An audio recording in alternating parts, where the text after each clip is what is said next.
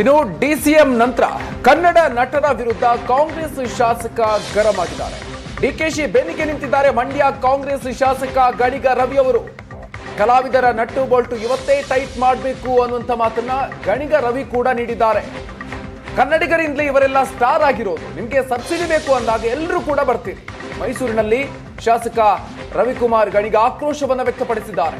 DCM DK Shivakumar ಹೇಳಿದ್ರಲ್ಲಿ ಏನೂ ಕೂಡ ತಪ್ಪಿಲ್ಲ. ಆಂಧ್ರದಲ್ಲಿ ರೇವಂತ್ ರೆಡ್ಡಿ ರೀತಿ ನಾವು ಕೂಡ ಮಾಡಬೇಕು ಅಂತ ಹೇಳಿದ್ದಾರೆ. ಕನ್ನಡದ ಕಾರ್ಯಕ್ರಮ ಅಂದ್ರೆ ನಟರಿಗೆ ಯಾಕೆ ಅಸಡ್ಡೆ? ವಿಧಾನಸೌಧದ ಮುಂದೆ ನಿಮಗಾಗಿ ಕಾರ್ಯಕ್ರಮವನ್ನು ಮಾಡಿರೋದು, ಮರ್ಯಾದೆಯಿಂದ ಆಹ್ವಾನ ಕಳಿಸಿದ್ರೆ ಯಾಕೆ ಬರಲ್ಲ ಅಂತ ಪ್ರಶ್ನೆ ಮಾಡಿದ್ದಾರೆ. ಶಸ್ತ್ರಚಿಕಿತ್ಸೆ ಆಗಿದ್ರು ಕೂಡ ಶಿವರಾಜ್ ಕುಮಾರ್ ಅವರು ಬಂದಿದ್ದಾರೆ.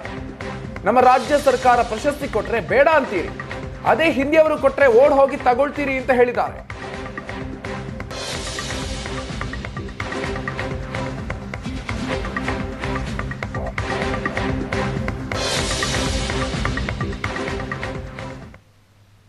ನಟ್ಟು ಬೋಲ್ಟ್ನ ನಾಳೆಲ್ಲ ಇವತ್ತೇ ಟೈಟ್ ಮಾಡಬೇಕು. ಅಂತಾರಾಷ್ಟ್ರೀಯ ಚಲನಚಿತ್ರೋತ್ಸವ ಮಾಡ್ತಾಯಿದ್ದೀವಿ, ಅದು ವಿಧಾನಸೌಧದ ಮೆಟ್ಲ ಮೇಲೆ. ಯಾರಿಗೋಸ್ಕರ ಮಾಡ್ತಾ ಇರೋದು? ಇವರಿಗೆ ಟ್ಯಾಕ್ಸ್ ಫ್ರೀ ಕೊಡ್ತಾ ಇಲ್ವಾ? ಇವ್ರ ಸಿನಿಮಾಗಳಿಗೆ ಕನ್ನಡಿಗರ ನೆಲ ಇಲ್ವಾ? ಕನ್ನಡಿಗರು ಕನ್ನಡ ನೋಡಲ್ವಾ?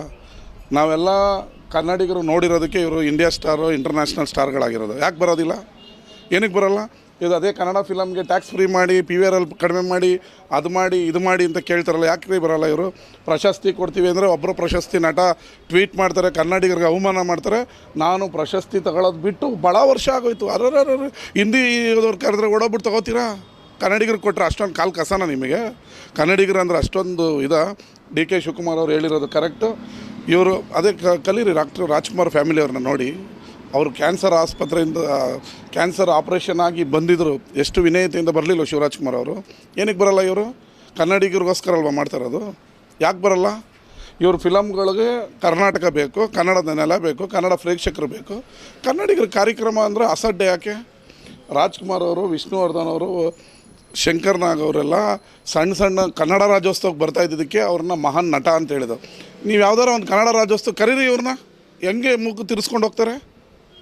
ಇರೋದ್ರಲ್ಲಿ ದರ್ಶನ್ ಪರವಾಗಿಲ್ಲ, ಕರೆದ್ರೆ ಅಲ್ಲಿ ಇಲ್ಲಿ ಯಾವ್ದಾರು ಕನ್ನಡ ರಾಜ್ಯೋತ್ಸವ ಮತ್ತೊಂದಕ್ಕೆ ಬರ್ತಾರೆ.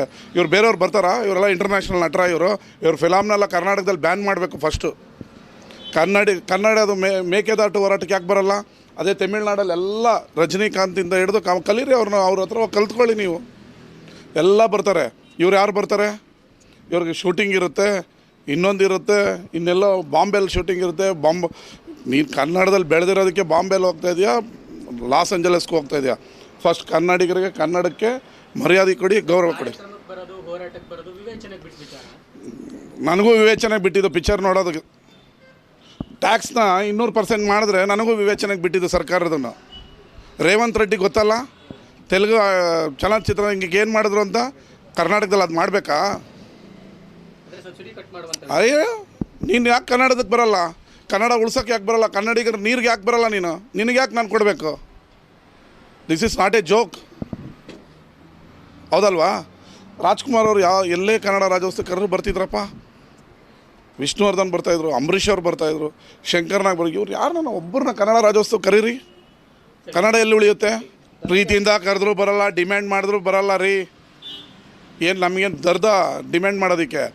ಕನ್ನಡ ಅಂತಾರಾಷ್ಟ್ರೀಯ ಚಲನಚಿತ್ರೋತ್ಸವ ಮಾಡಿದ್ದೀವಿ, ಬನ್ನಿ ಅಂತ ಆಹ್ವಾನ ಕೊಟ್ಟಿದ್ದಾರೆ. ಅದಕ್ಕೂ ಬರಲ್ಲ ಅಂತ ಹೇಳಿದ್ರೆ ಮತ್ತೆ ಹೆಂಗೆ ಕರಿಬೇಕು?